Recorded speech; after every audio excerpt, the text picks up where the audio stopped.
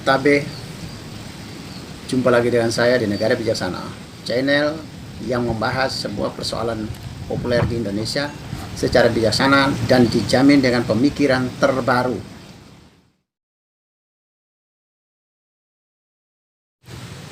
Hari ini saya akan berbicara soal pemberantasan korupsi di Indonesia dilihat dari sisi antisipasi lahirnya para pemimpin koruptor di Indonesia.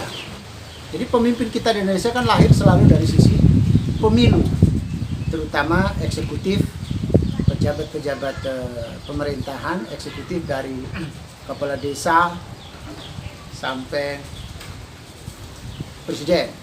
Itu lahir dari pemilu.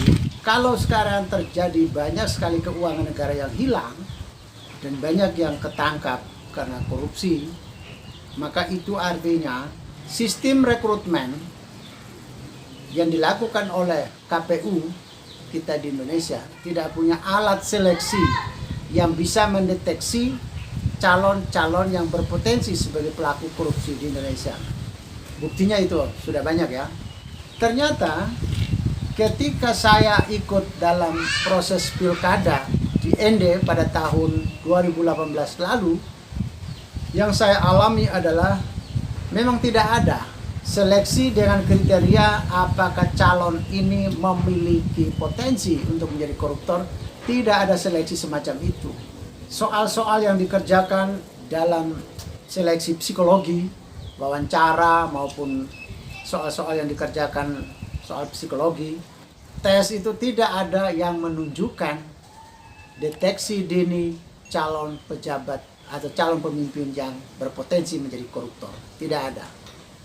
Jadi saya melihat bahwa antisipasi di lini pencalonan yang dilakukan oleh KPU memang tidak ada melakukan sterilisasi atau filterisasi terhadap calon yang koruptor.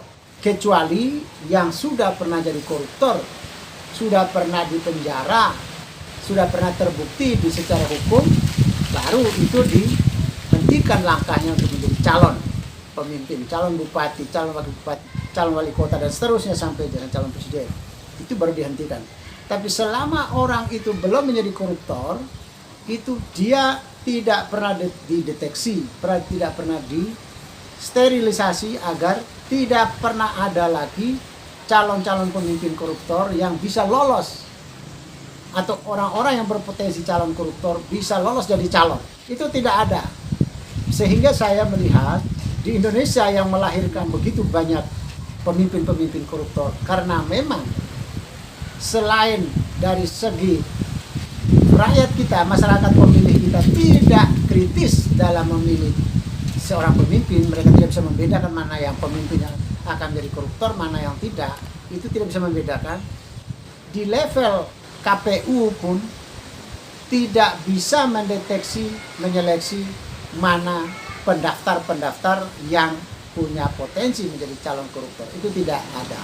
Jadi selain dari sisi tingkat kekritisan masyarakat dalam memilih, juga diharapkan KPU tidak boleh menyodorkan secara mentah-mentah antara calon koruptor, calon malaikat, atau calon setan. Itu tidak boleh diloloskan begitu mudah. Itu di Indonesia, saya tidak tahu sampai kapan ini berjalan di Indonesia. Tapi kalau itu terjadi di negara bijaksana, saya memastikan bahwa tugas KPU sudah harus menghentikan semua calon yang berpotensi koruptor. Harus dihentikan, tidak dapat mendaftar lagi. Kalaupun mendaftar, mereka tidak akan diloloskan menjadi calon wali kota, calon wakil wali kota, calon bupati, calon wakil bupati, calon gubernur, calon wakil gubernur, dan calon presiden, calon wakil presiden. Tidak akan diloloskan. Supaya besok setiap orang yang sudah terpilih, kita sudah memang dipimpin oleh pemimpin-pemimpin bersih, pemimpin yang tidak akan terlibat dalam korupsi lagi. Demikian ulasan saya kali ini. Selamat berkunjung ke edisi-edisi lain yang tidak kalah menariknya dalam channel ini. Ada edisi-edisi untuk bagaimana mendeteksi calon yang koruptor, bagaimana cara memilih pemimpin, bagaimana kita memilih sistem pemilu, apakah pemilu langsung atau tidak langsung yang paling baik. Semuanya sudah ada di dalam channel ini. Jika Anda setuju dengan saya, Anda seide dengan saya, berarti kita berada pada satu perjuangan yang sama, yaitu ingin melihat Indonesia menjadi lebih baik, Indonesia menjadi negara yang bijaksana yang kita impikan. Caranya adalah dengan Anda memberi dukungan dan berpartisipasi dalam channel ini. Subscribe di bawah channel ini, bunyikan lonceng di sampingnya untuk menunjukkan Anda berlangganan secara gratis, dan ada pemberitahuan setiap kali saya mengirim edisi baru. Dan jika Anda setuju dengan ide ini, jangan lupa bagikan ke semua relasi Anda. Terima kasih.